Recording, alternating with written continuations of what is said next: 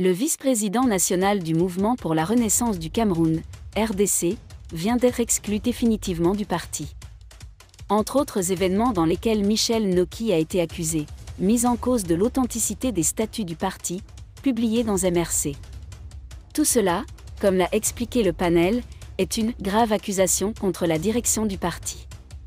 Désolé de vous interrompre, ce rapport peut contenir des commentaires soumis au choix de l'auteur. S'il vous plaît, si vous êtes nouveau sur cette chaîne, veuillez vous abonner et activer la cloche de notification.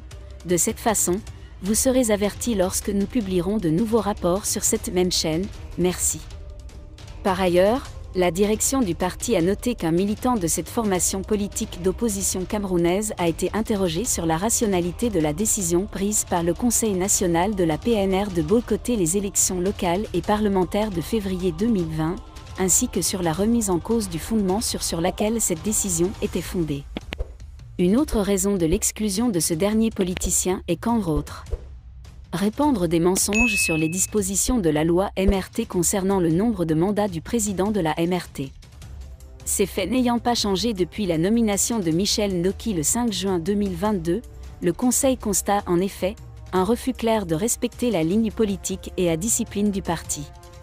Ainsi, l'organe central de ce parti a précisé que, selon l'art.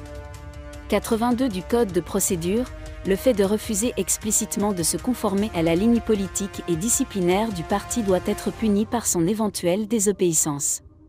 Expulsé du MRC. Selon des sources concordantes, d'autres cas d'expulsion de membres du MRSK seront signés et rendus publics dans les prochaines heures, peut-être pour des raisons similaires. Les décisions définitives sur l'expulsion des militants de la RDC datent de juillet 2022. Emmanuel Kweka, Alex Njepi et de nombreux autres militants ont été expulsés pour s'être montrés indisciplinés envers le parti.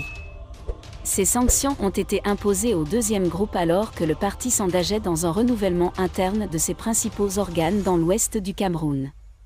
En novembre 2023, le MRC tiendra un autre rassemblement à Yaoundé. Merci d'être resté avec nous jusqu'à ce point, comme toujours pour promouvoir la liberté d'expression. Laissez vos opinions à ce reportage dans la section commentaires ci-dessous.